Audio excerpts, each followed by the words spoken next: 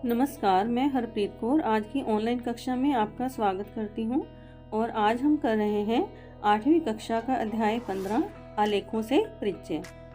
तो बच्चों, आपने कई बार इस तरह के चित्र जो हैं टीवी में भी देखे होंगे या अखबारों में भी देखे होंगे कि किस प्रकार से कोई जो चीज़ है वो घट रही है या बढ़ रही है।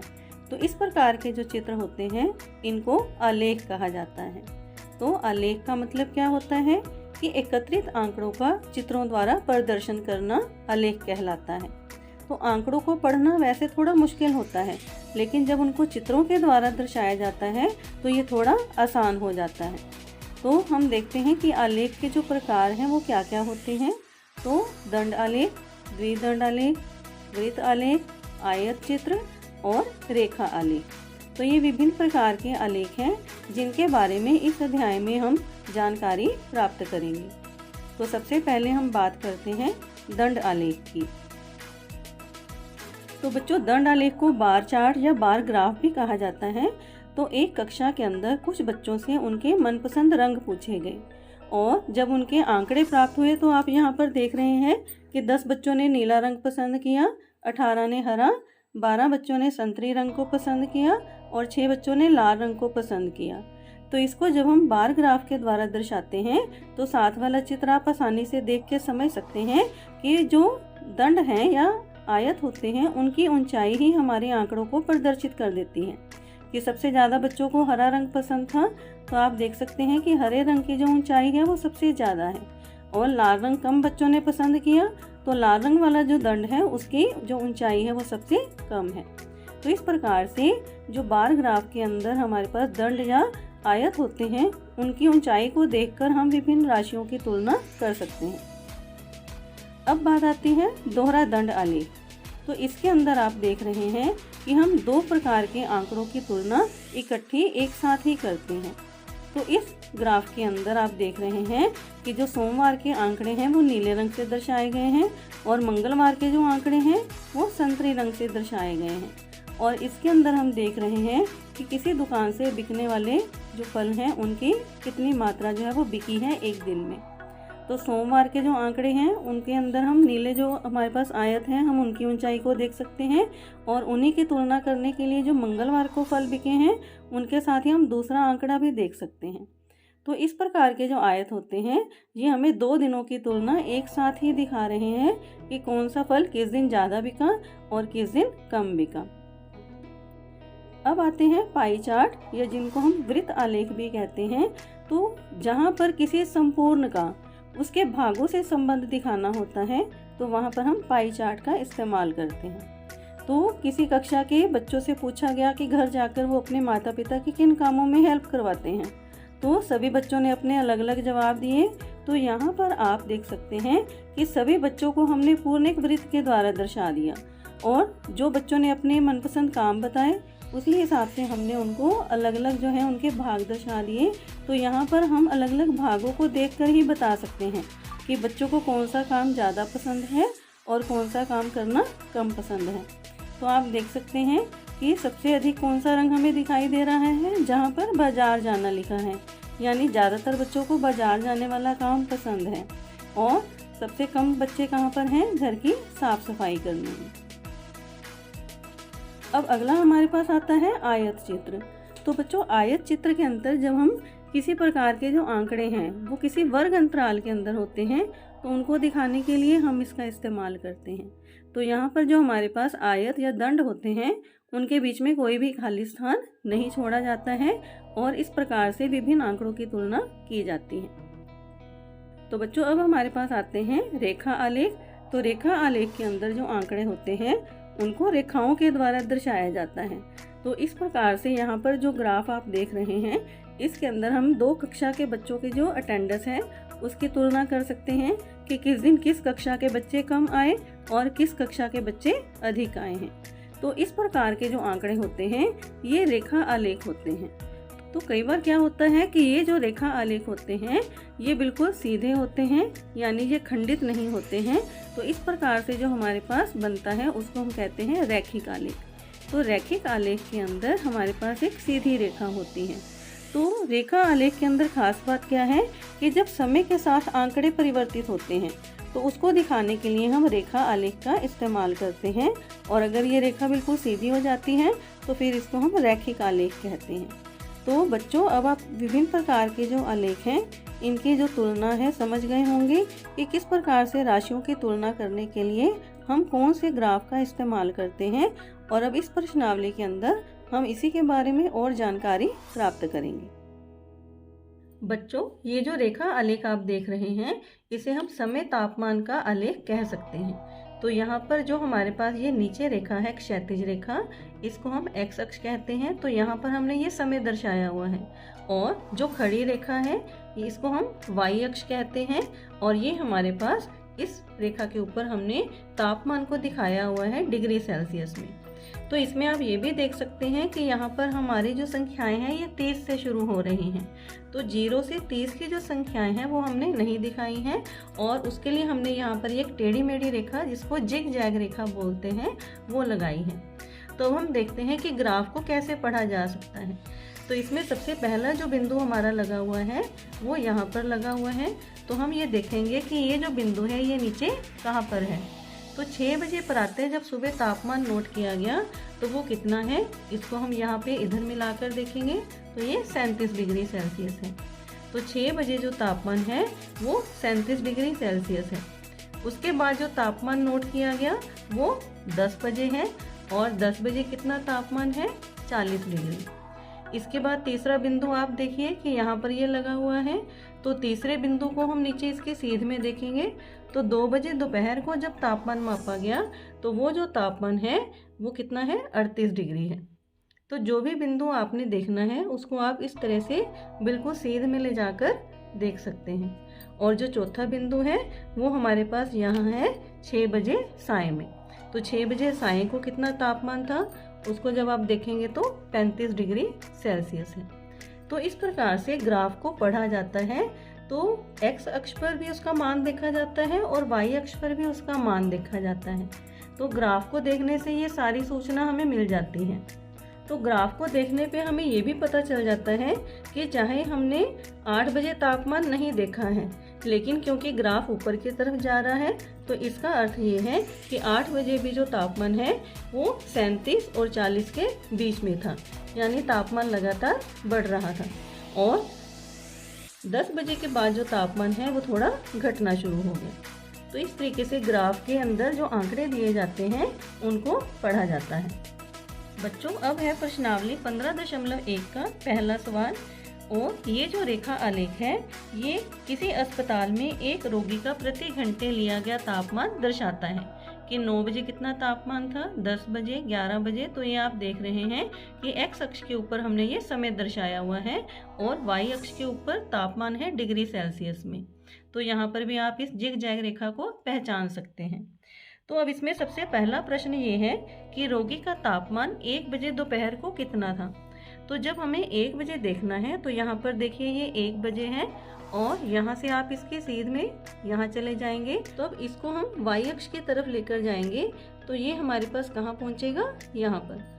तो ये बिंदु यहाँ पर आता है और ये कहाँ पर है, 36 और 37 के बीच में।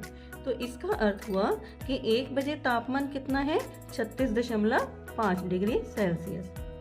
अगला प्रश्न है कि रोगी का तापमान 38.5 कब था। तो 38.5 कहाँ पर है, 38 और 39 के बीच में। तो ये जो पॉइंट है ये 38.5 है। तो अब आप देखिए कि ये बिंदु इसकी सीध में है। तो अब हम इसको नीचे एक्स अक्ष की तरफ लेके आएंगे तो ये है 12 बजे। तो 12 बजे जो रोगी का तापमान है वो 38.5 था। इस पूरे अंतराल में रोगी का तापमान 2 बार एक समान ही था। तो वो समय क्या है। तो अब आप अगर इस रेखा आलेख को ध्यान से देखें तो यहाँ पर जो रेखा है ये आपको बिल्कुल सीधी दिखाई दे रही है, यानी जो 1 बजे तापमान था 36.5 डिग्री सेल्सियस, वही तापमान 2 बजे भी है, यानी 1 बजे और 2 बजे जो रोगी का तापमान है वो एक समान ही था। 1:30 बजे दोपहर रोगी का तापमान क्या था। तो 1:30 पर हम कैसे निकाल सकते हैं कि ये बिंदु हमारे पास 1 बजे का है और ये 2 बजे का। तो बिल्कुल इसके बीच में समय कितना होगा, 1:30। तो 1:30 की सीध में जब आप ऊपर की तरफ जाएंगे तो हम इसी बिंदु के ऊपर ही पहुंच जाएंगे। तो यहाँ पर तापमान कितना है, आप इसको यहाँ से देख सकते हैं, तो 36.5 डिग्री सेल्सियस। अगला प्रश्न है कि किन अंतरालों में रोगी का तापमान बढ़ने का रुझान है, यानी कहाँ पर हम देख सकते हैं कि रोगी का जो तापमान है वो बढ़ रहा है। तो यहाँ से आप देखिए कि यहाँ पर रेखा ऊपर की तरफ जा रही है, तो इसका मतलब हुआ कि 9 से 10 बजे के बीच में जो रोगी का तापमान था वो बढ़ रहा था। 10 बजे से लेके 11 बजे के बीच में भी बढ़ रहा था, और उसके बाद 2 बजे से लेके 3 बजे के बीच में भी उसका तापमान बढ़ रहा था। तो इस प्रकार से जो रेखा आलेख होते हैं उनसे सूचनाएं ग्रहण की जाती हैं। अगला प्रश्न है, एक डाकिया किसी नगर के पास ही स्थित एक उपनगर में एक व्यापारी को पार्सल पहुंचाने के लिए साइकिल पर जाता है। विभिन्न समयों पर नगर से उसकी दूरियां इस आलेख के द्वारा दर्शाई गई हैं। तो हमें ये बताना है कि उसने पूरी यात्रा के लिए कितना समय लिया।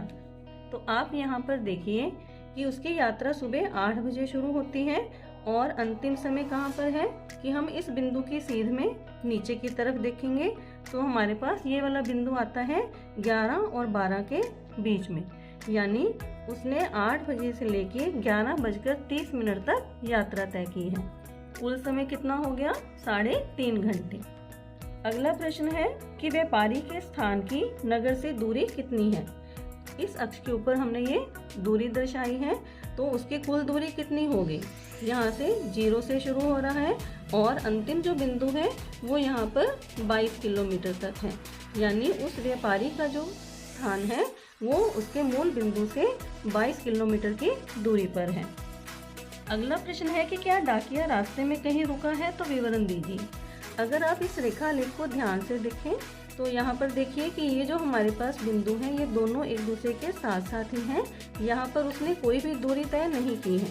तो ये दोनों जो बिंदु हैं ये 16 किलोमीटर की सीध में ही हैं, यानी डाकिया जो है वो रास्ते में कुछ समय के लिए, अगर हम समय भी नोट करना चाहें तो ये 10 बजे है, ये 11 बजे, तो 10 बजे जो डाकिया था वो वहाँ पे रुक गया और वो 10:30 तक वहीं पे रहा है आधे घंटे के लिए, तो उसने कोई भी दूरी तय नहीं की है। अगला प्रश्न है कि किस अंतराल में उसकी चाल सबसे अधिक थी। तो यहाँ पर अगर आप देखें तो 8 बजे से लेकर 9 बजे के बीच में उसने जो कुल दूरी तय की है वो 10 किलोमीटर है, जबकि इतनी ज़्यादा दूरी और उसने किसी समय अंतराल में नहीं तय की है। तो इसका अर्थ हुआ कि डाकिये की जो चाल है वो इस पहले घंटे में सबसे अधिक थी, जहाँ उसने 10 किलोमीटर की दूरी को 1 घंटे के अंदर तय किया है। तो यहाँ पर उसकी जो चाल है वो 10 किलोमीटर प्रति घंटा है। अब अगला प्रश्न है कि एक प्रयोगशाला में समान परिस्थितियों में 2 पौधे ए और बी लगाए गए।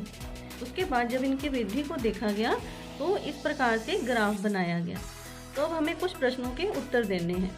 तो पहला प्रश्न है कि 2 सप्ताह के बाद और 3 सप्ताह के बाद पौधे ए की ऊंचाई कितनी थी। तो अब हम इसको कैसे देखेंगे कि जो पौधा ए है उसको हमने इस रंग के द्वारा दर्शाया है, तो हम इस रेखा आलेख को देखेंगे तो देखिए कि जो दूसरे सप्ताह में पौधे की ऊंचाई है वो कितनी है। तो ये हमारे पास समय है दूसरा सप्ताह, तो इसकी सीध में हम जाएंगे तो ये बिंदु लगा हुआ है। तो अब इसको हम y अक्ष की तरफ देखेंगे तो ये देखिए 6 और 8 के बीच में बिंदु बनता है। तो इसका मतलब क्या हुआ कि जो पौधा ए है दूसरे सप्ताह में उसकी ऊंचाई कितनी थी, 7 सेंटीमीटर।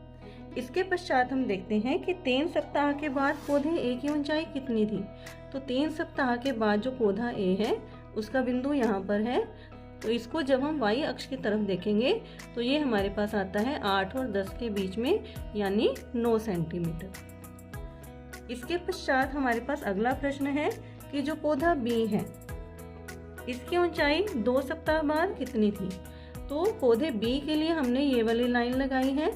तो अब देखिए कि दूसरे सप्ताह के बाद इस पौधे की ऊंचाई कितनी है, 7 सेंटीमीटर ही है। अगला प्रश्न है कि तीसरे सप्ताह में पौधे ए की ऊंचाई कितनी बढ़ी। तो तीसरे सप्ताह में ए पौधे की ऊंचाई कितनी है, 9 सेंटीमीटर, और दूसरे सप्ताह के अंत में कितनी है, 7 सेंटीमीटर। तो इसका अर्थ हुआ कि इस तीसरे सप्ताह में पौधे की ऊंचाई कितनी बढ़ गई, 2 सेंटीमीटर। अगला प्रश्न है कि दूसरे सप्ताह के अंत से तीसरे सप्ताह के अंत तक पौधे बी की ऊंचाई कितनी बढ़ी। तो जो बी पौधा है वो दूसरे सप्ताह के अंत में कितना था, 7 सेंटीमीटर, और यहाँ पर उसकी ऊंचाई कितनी है, 10 सेंटीमीटर। तो इसका मतलब जो बी पौधा था उसकी ऊंचाई इस एक सप्ताह के अंदर 3 सेंटीमीटर बढ़ गई है। किस सप्ताह में पौधे ए की ऊंचाई सबसे अधिक बढ़ी। तो पौधे ए के लिए आप देखिए कि यहाँ पर जो है सबसे अधिक ऊंचाई उसकी कहाँ पे बढ़ रही है कि शुरू के एक सप्ताह के अंदर उसकी ऊंचाई बढ़ गई 2 सेंटीमीटर, और यहाँ पर उसकी ऊंचाई कितनी बढ़ी है, 5 सेंटीमीटर, और यहाँ पर कितनी बढ़ी है, 2 सेंटीमीटर। तो इसका अर्थ हुआ कि उसकी जो सबसे अधिक ऊंचाई है वो कहाँ पर बढ़ी है, दूसरे सप्ताह में। किस सप्ताह में पौधे बी की ऊंचाई सबसे कम बढ़ी। तो पौधा बी हम देखते हैं कि पहले सप्ताह में उसकी जो ऊंचाई है वो कितनी बढ़ी है, 1 सेंटीमीटर, और उसके बाद उसकी ऊंचाई कितनी बढ़ गई, 6 सेंटीमीटर, और फिर सबसे जो तीसरा सप्ताह था, अंतिम सप्ताह, उसके अंदर उसकी जो ऊंचाई है वो 3 सेंटीमीटर बढ़ी है। तो सबसे कम ऊंचाई उसकी कहाँ पर बढ़ी है, प्रथम सप्ताह में। क्या किसी सप्ताह में दोनों पौधों की ऊंचाई समान थी, पहचानिए।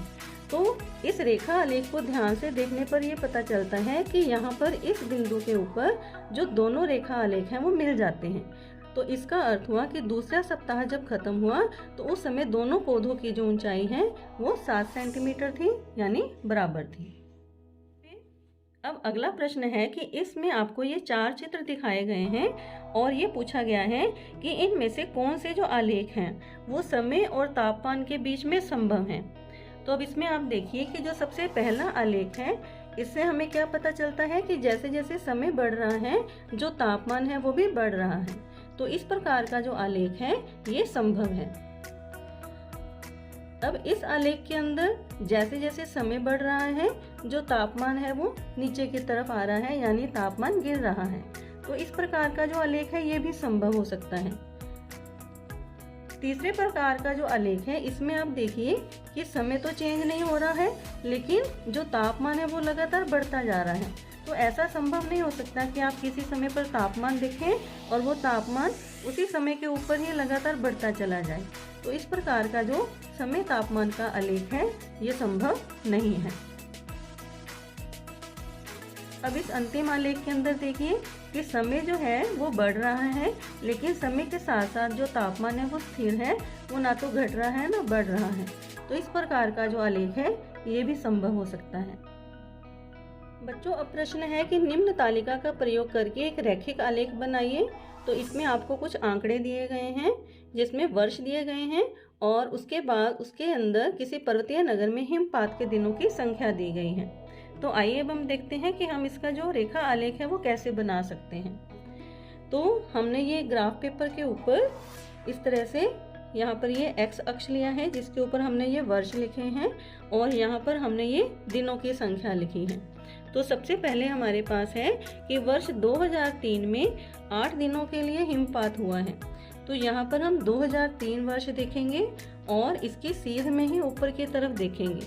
तो ये इसके यहाँ पर ये संख्या 8 लिखी हुई है, तो हम इसका बिंदु यहाँ पर लगा देंगे। अब इसी प्रकार से वर्ष 2004 में 10 दिनों के लिए हिमपात हुआ है।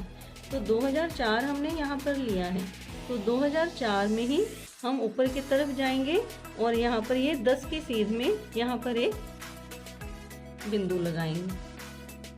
2005 में 5 दिनों के लिए हिमपात हुआ है, तो ये हमने 2005 के इसी की सीध में हमने ये यहाँ पर हमने ये बिंदु लगाया है। तो यहाँ पर देखिए ये 2005 है और यहाँ पर ये 5 की सीध में है। अंतिम है कि 2006 में, तो इस वर्ष के अंदर 12 दिनों के लिए हिमपात हुआ है। तो इसके लिए हम कहाँ पर बिंदु लगाएंगे, यहाँ पर, और इसके बाद हम इन बिंदुओं को आपस में मिला देंगे।